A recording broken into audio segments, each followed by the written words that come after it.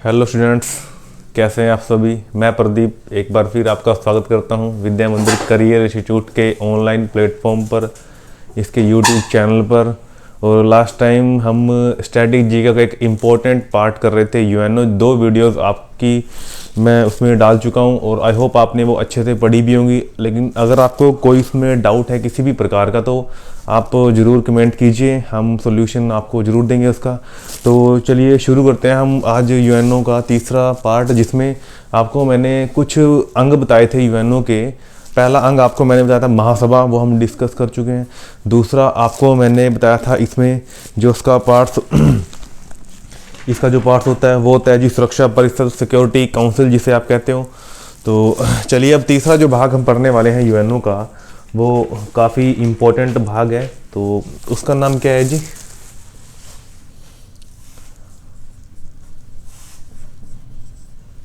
आर्थिक एवं सामाजिक परिषद। आर्थिक एवं सामाजिक परिषद इम्पोर्टेंट भाग है ये काफ़ी। तो इकोनॉमिकल एंड सोशल काउंसिल,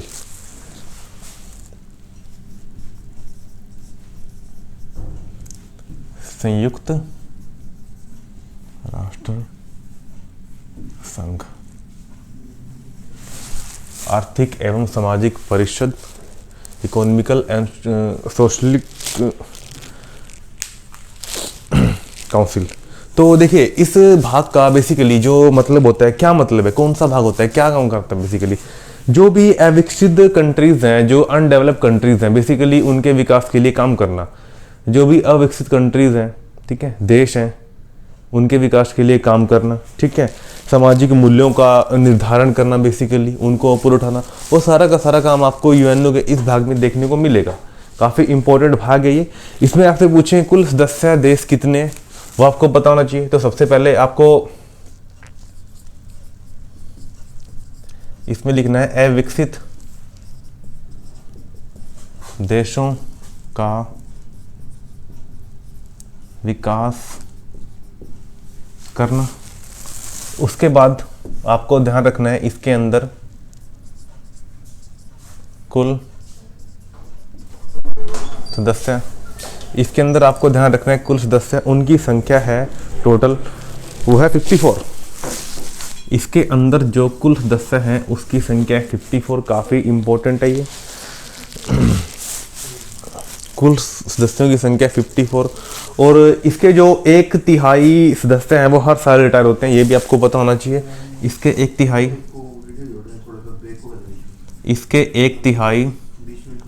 इसके 1/3 सदस्य हर साल रिटायर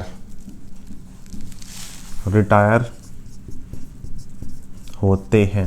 1/3 का मतलब क्या है? 1/3 का मतलब आपको पता होना चाहिए। अगर हम 54 का 1/3 निकालेंगे तो कितना आएगा? 18। तो आपको बताना है 18 सदस्य। 18 सदस्य आपको उसके हर साल रिटायर होते नजर आएंगे। इंपॉर्टेंट पार्ट है, ये भी आपको पता होना चाहिए। अब आपसे पूछेगा कार्यकाल कितना होता है इन सदस्यों का, कार्यकाल कितना होता है? तो आपको बताना है सर उसकी वैल्यू है 3 वर्ष। उसकी वैल्यू है 3 वर्ष। तो 6 अंक आपको मैंने बताए थे, 6 में से हम तीसरा अंक पढ़ रहे हैं। काफ़ी इंपॉर्टेंट भाग है, ठीक है। उसमें जो तीसरा भाग है वो आपके सामने मैंने लिखा हुआ है, आर्थिक एवं सामाजिक परिषद, अविकसित देशों का विकास करना। कुल सदस्य 54। इसके 1/3 सदस्य में रिटायरमेंट लेते हैं हर साल, टोटल 18 सदस्य। तो चलिए कार्यकाल आपको मैंने बता दिया। अब आपको उसके बारे में पता होना चाहिए इसकी जो वर्ष में 2 बैठकें होती हैं वो कहाँ कहाँ पर होती हैं। वर्ष में अधिवेशन आप कह सकते हो, इसकी 2 बैठकों का आयोजन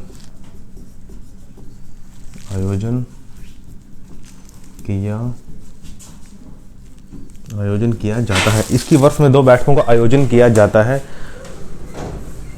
वो 2 बैठकें कहाँ कहाँ पे होती हैं ये आपको पता होना चाहिए। अप्रैल में होती है न्यूयॉर्क अमेरिका में। इसकी जो पहली बैठक होती है वो होती है अप्रैल के महीने में, वो कहाँ पे होती है जी? तो आपको बताना है सर वो होती है न्यूयॉर्क, अमेरिका में। और जो उसकी दूसरी बैठक होती है वो आपको ध्यान रखनी नहीं है जी, वो कब होती है? जुलाई। कहाँ पे होती है जी? तो आपको बताना है जेनेवा, और जेनेवा आपको मुझे बताना है जेनेवा कहाँ पड़ता है ये, तो आपको पता होना चाहिए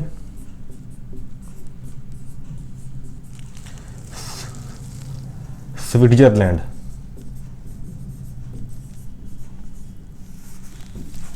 तो जिनेवा आपको पड़ता है स्विट्जरलैंड। तो ये 2 बैठकों का इसकी आयोजन होता है वर्ष में। कहाँ कहाँ पे होता है आपको मैंने बता दिया, काफ़ी इंपॉर्टेंट भाग है, ध्यान आपको रखना है। सुरक्षा एवं सामाजिक परिषद कुल सदस्य देशों की संख्या कितनी है? 54 है। आपको यूएनओ के ये सारे पॉइंट पता होने चाहिए कि यूएनओ की स्थापना कब हुई, यूएनओ का हेडक्वार्टर कहाँ पे है, यूएनओ के टोटल अंग कितने हैं, यूएनओ की टोटल भाषाएं कितनी है, ये आपको पता होना चाहिए। यूएनओ के वर्तमान में कुल देशों की संख्या कितनी है, संस्थापक देशों की संख्या कितनी है, क्या भारत यूएनओ का सदस्य शुरू से था? बिल्कुल था। ये सब बातें आपके माइंड में होनी चाहिए, काफ़ी इंपॉर्टेंट है। चलिए अब हम अगला जो भाग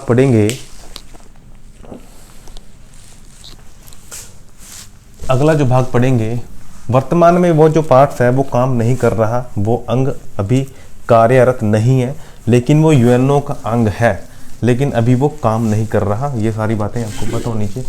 तो आपसे पेपर में पूछेगा यूएनओ का कौन सा भाग वर्तमान में कार्यरत नहीं है, तो आपको बताना है सर उसका नाम है परन्यास परिषद, ट्रस्टशिप काउंसिल, परन्यास परिषद। तो ये आपको पता होना चाहिए। चलिए अगला जो भाग है उसके बारे में पढ़ेंगे। इसमें हमें ज़्यादा बातें नहीं पढ़नी, इसमें बस हमें ये पता होना चाहिए कि नाम क्या है इसका। तो आपको बताना है परन्यास परिषद, इसका नाम है परन्यास परिषद। ट्रस्टशिप council, ट्रस्टशिप council very very very important, क्योंकि कई बार पेपर में ये पूछा गया है कि यूएनओ का वो कौन सा भाग है जो वर्तमान में कार्यरत नहीं है। तो सबसे पहले तो आपको उसमें यही पॉइंट लिखना है, सबसे पहले आपको यही लाइन लिखनी है कि यूएनओ का यह भाग वर्तमान में कार्यरत नहीं है, यूएनओ का यह अंग वर्तमान में कार्यरत नहीं है। ठीक है, तो ये आपको पता होना चाहिए यूएनओ का यह भाग वर्तमान में कार्यरत नहीं है। कब से कार्य करना इसने बंद कर दिया था, तो आपको बताना है 1994, 1994 से इस अंग ने कार्य करना बंद कर दिया था। 1994 से इस अंग ने कार्य करना बंद कर दिया था, लेकिन अब भी अंग है ये, लेकिन कार्य नहीं करता। तो ये आपको बताना चाहिए।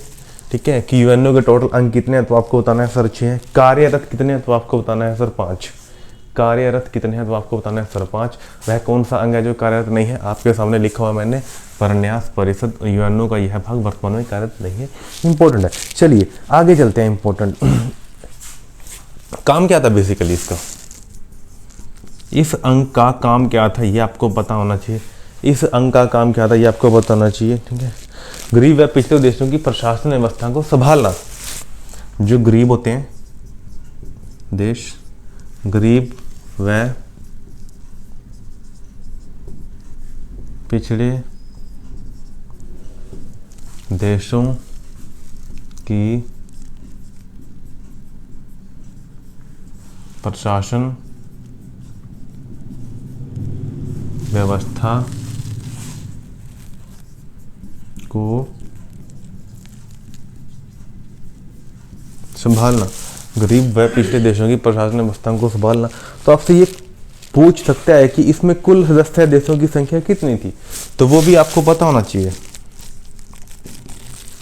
सदस्य देश तो आपको बताना है 12। इंपॉर्टेंट पार्ट्स है, ध्यान आपको रखनी है सारी की सारी बातें। तो इसमें जो ग्रीक व पिछले देशों की प्रशासन व्यवस्था को संभालना, ऐसी कौन सी कंट्री थी जो इस काम के लिए आगे आई थी, ऐसी कौन से वो देश थे जो इस काम के लिए आगे आए थे, ये आपको पता होना चाहिए। कौन सी कंट्री थी, तो उनमें आपको अमेरिका, ब्रिटेन, न्यूजीलैंड और ऑस्ट्रेलिया।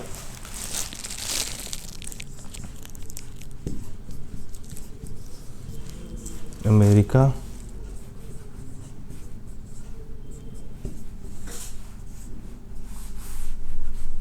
ब्रिटेन,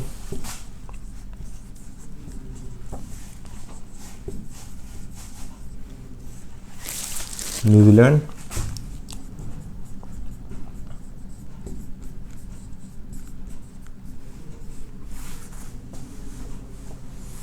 और ऑस्ट्रेलिया। तो ये 4 कंट्री थी जिन्होंने प्रन्यास परिषद के अंतर्गत गरीब व पिछड़े देशों की प्रशासन व्यवस्था को संभालने का जिम्मा लिया था। तो इनमें से अगर कोई और कंट्री आ जाए तो वो आपका ऑप्शन गलत हो जाएगा। तो ये 4 आपको पता होनी चाहिए, इंपॉर्टेंट है ये, ठीक है। उसके बाद चलिए आगे चलते हैं। अगला जो भाग है वो कौन सा है, वो काफ़ी ज़्यादा इम्पोर्टेंट है। जहाँ तक आपने पढ़ लिया होगा इसको मैं साफ कर देता हूँ और इस वीडियो को आप बार बार रिपीट करके देखिए, 1 नंबर आपका आराम से पक्का हो जाएगा। कोई भी एग्ज़ाम हो, चाहे वो SSC हो, HSSC हो, CT का एग्ज़ाम जो होने वाला है, बैंकिंग क्यों ना हो, रेलवे क्यों ना हो, कोई भी भाग हो, LIC, आर्मी तक, किसी भी एग्ज़ाम की अगर आप तैयारी कर रहे हो तो अपने आप में स्ट्रेटजी की एक काफ़ी महत्वपूर्ण भूमिका निभाता है। और उसी के एक टॉपिक है बेहतरीन, जिसका नाम क्या है, यूएनओ का हम 4 भाग पढ़ चुके हैं। अब हम पढ़ेंगे जी 5वां भाग। 5वें भाग का नाम है यूएनओ की क्या, इंटरनेशनल कोर्ट ऑफ जस्टिस, अंतर्राष्ट्रीय न्यायालय।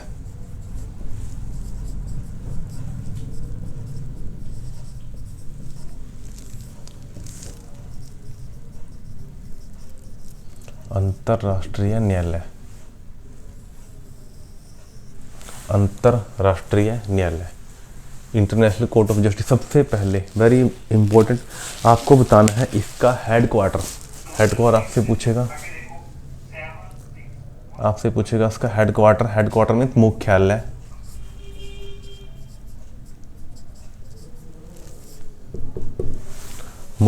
सबसे पहले पूछेगा आपसे इसका हेडक्वार्टर, तो आपको बताना है हेडक्वार्टर इसका है द हेग। ये कहाँ पे पड़ती है, आपको बताना है नीदरलैंड,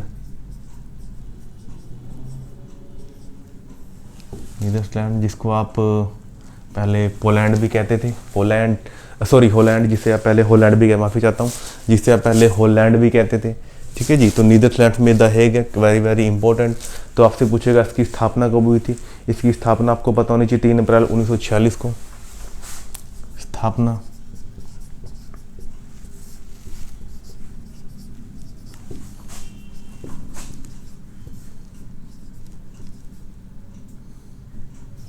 इसकी स्थापना हुई थी 3 अप्रैल 1946 को।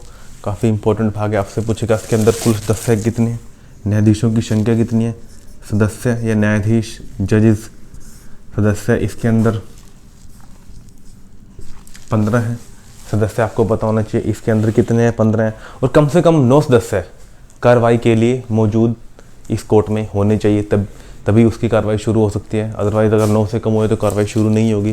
तो आपको बताना है कोरम संख्या, कोरम मतलब गणपूर्ति,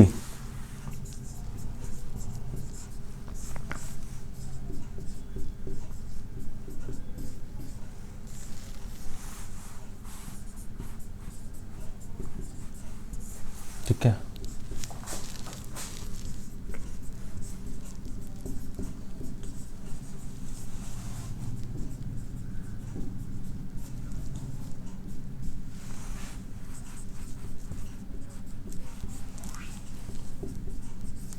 कम से कम 9 सदस्यों का होना जरूरी है अंतर्राष्ट्रीय न्यायालय की कार्रवाई को शुरू करने के लिए। काफ़ी इंपॉर्टेंट है, ये संख्या आपको पता होनी चाहिए। हेडक्वार्टर कहाँ पे है, द हेग, नीदरलैंड में। स्थापना कब हुई, 3 अप्रैल 1946 को। सदस्यों की संख्या 15, कम से कम 9 इसके अंदर होने चाहिए। गणपूर्ति, कोरम का मतलब क्या है, जिससे कार्रवाई शुरू की जा सके। कम से कम इतने तो होने ही चाहिए, कम से कम इतने सदस्य तो आपको उसमें रखने ही पड़ेंगे। और हर न्यायाधीश अलग अलग कंट्री का आपको देखने को मिलेगा।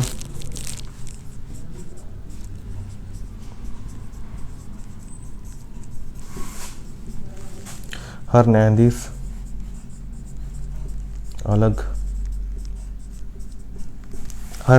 अलग अलग देशों से आते हैं। हर न्यायाधीश अलग अलग देशों से आते हैं, काफ़ी इम्पोर्टेंट। तो उसके बाद आपको ध्यान रखना है, क्या भारत से भी कोई व्यक्ति इसमें गया है, क्या ऐसी कोई संख्या है? जी हाँ। तो आपको ध्यान रखनी है सारी की सारी बातें।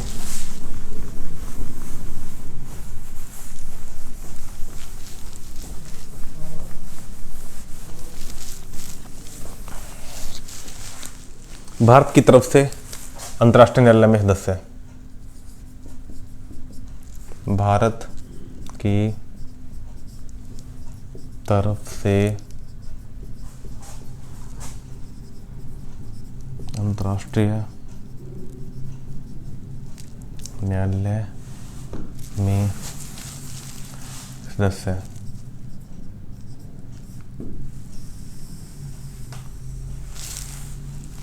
काफ़ी इंपॉर्टेंट है, ये आपको बताना चाहिए।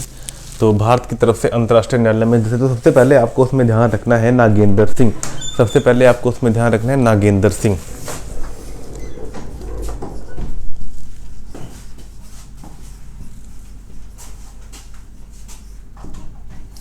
सबसे पहले इसमें आपको ध्यान रखना है नागेंद्र सिंह, भारत की तरफ से प्रथम मुख्य न्यायाधीश।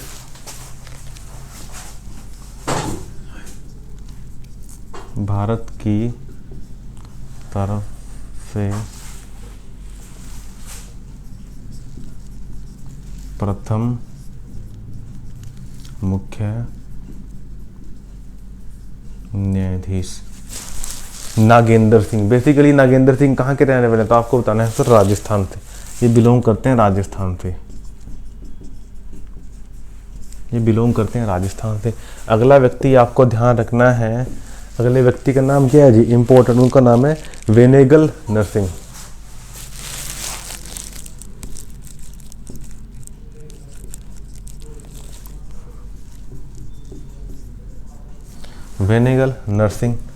वेनेगल नरसिंह कहाँ के रहने वाले हैं?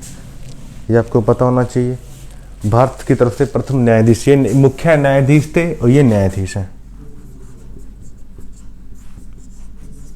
भारत की तरफ से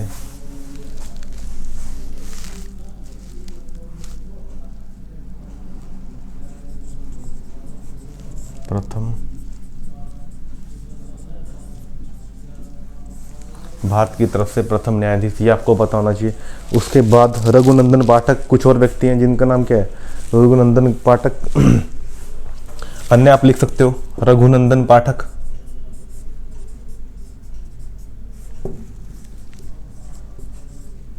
और वर्तमान में कौन है जी? वर्तमान में कौन है ये आपको पता होना चाहिए। वर्तमान दलबीर भंडारी, ठीक है, जोधपुर से हैं, 2007 से हैं ये। वर्तमान में ये आपको पता होना चाहिए, दलबीर भंडारी।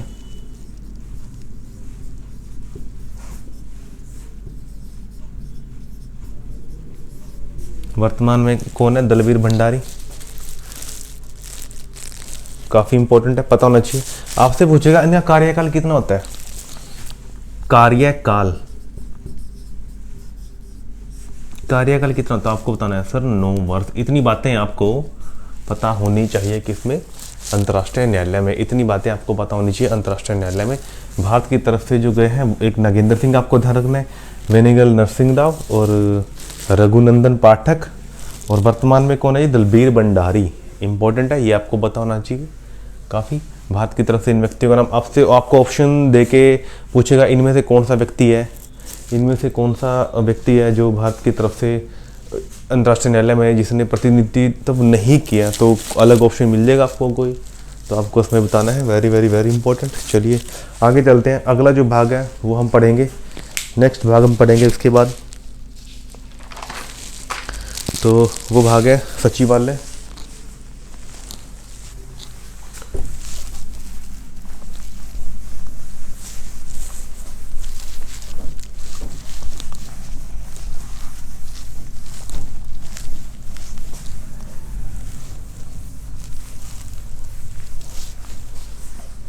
अगला जो भाग है, 6th भाग, उसे बोलते हैं सचिवालय।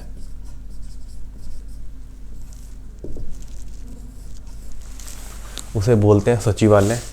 तो सचिवालय के बारे में आपको पता होना चाहिए। सचिवालय क्या होता है बेसिकली, तो आपको बताना है, इसमें यूएनओ के प्रतिदिन कार्य संपन्न होते हैं। इसमें यूएनओ के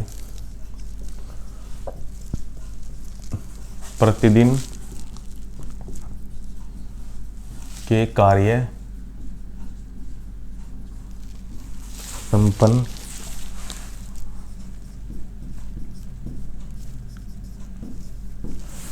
होते हैं। इसमें यूएनओ के प्रतिदिन के कार्य संपन्न होते हैं, काफ़ी इंपॉर्टेंट, ये भी पता होना चाहिए। तो इसमें यूएनओ, इसमें बेसिकली देखिए आपको पता होना चाहिए, ये जो सेक्रेटरीट है, जो सचिवालय है, इसमें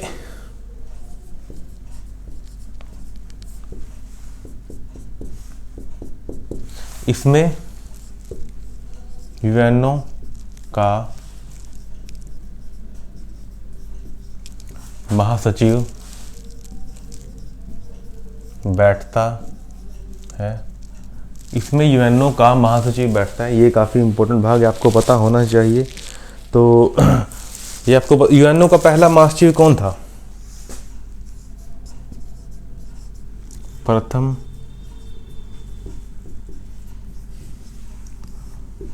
महासचिव, यूएनओ का प्रथम महासचिव कौन था? तो आपको बताना है त्रिगवेली।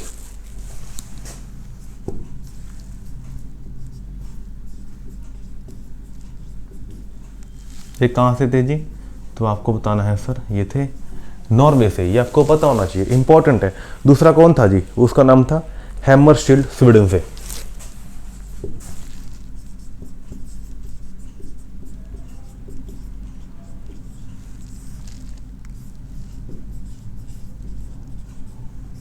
हैमरस्टिल्ड, स्वीडन से, काफी इंपॉर्टेंट आंकड़ा, ये आपको पता होना चाहिए। अब आपसे पूछेगा तीसरा कौन था जी? उथांट, बर्मा से।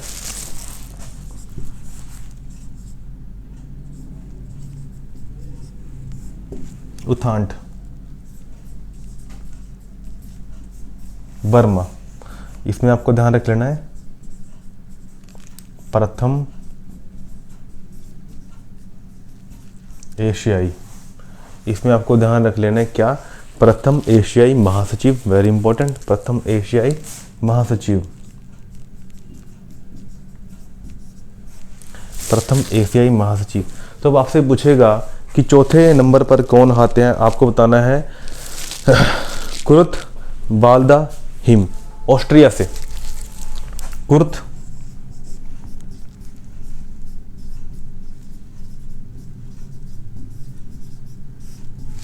ऑस्ट्रिया से,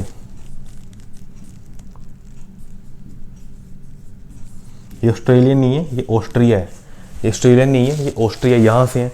अगला आपसे पूछेगा जेवियर पेरोज, जो कहां से थे? पेरू से। जेवियर पेरोज, जेवियर पेरोज, ये आपको बताना है, ये कहां से हैं सर? ये थे पेरू से, जेवियर पेरोज पेरू से। उसके बाद बुत्रस घाली, मिस्र से।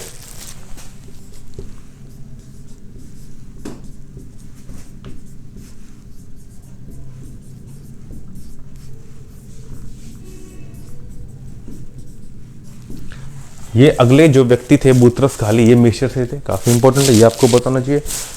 मैं अब साइड में लिख देता हूं।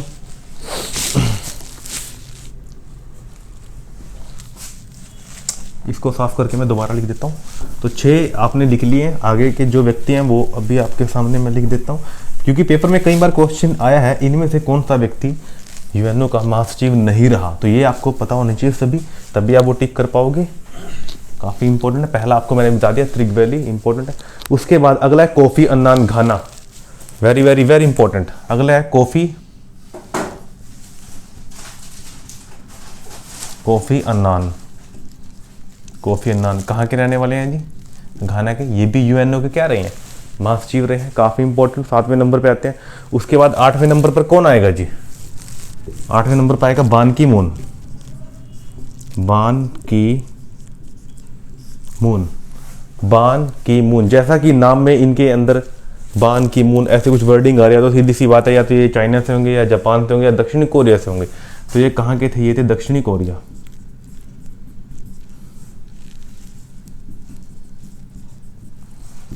दक्षिणी कोरिया 8वें नंबर पर। अगला जो व्यक्ति आएगा 9वें नंबर पर, जो अंतिम है वर्तमान में जो है वो काफ़ी इंपॉर्टेंट है। उनका नाम क्या है? एंटोनियो गुतरेस, पुर्तगाल से। एंटोनियो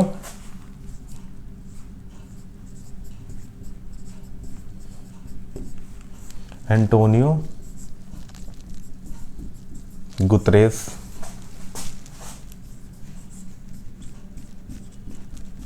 पुर्तगाल से हैं और वर्तमान में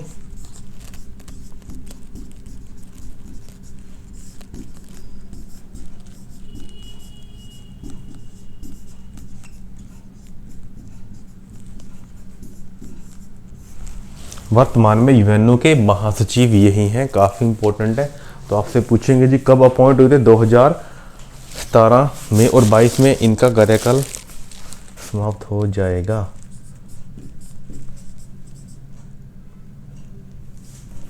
तो ये आपको पता होना चाहिए, ठीक है, काफ़ी इंपॉर्टेंट है ये। तो बच्चों ये था संयुक्त राष्ट्र संघ। इसके आपको मैंने कंप्लीट जानकारी दी है, कितने इसके अंग हैं, कब इसकी स्थापना हुई, कहाँ पर इसका मुख्यालय है और जो जो इसके अंग हैं उनके मुख्यालय कहाँ पे है और कितने सदस्यों की संख्या है, सारी की सारी आपको पता होनी चाहिए। तो नेक्स्ट वीडियो में आपको मैं और जो सहयोगी इसके संगठन है उनके बारे में बताऊंगा। ये वीडियो यहाँ पर कंप्लीट होती है, ठीक है। अगली जो इम्पोर्टेंट जानकारी है इस अगले जो टॉपिक है उनके बारे में हम कल डिस्कस करेंगे। तो आई होप आपको ये समझ आया होगा। तो अगर आपको इस वीडियो के रिगार्डिंग कोई भी किसी प्रकार का डाउट है तो प्लीज़ कमेंट करें, लाइक करें, शेयर करें। धन्यवाद।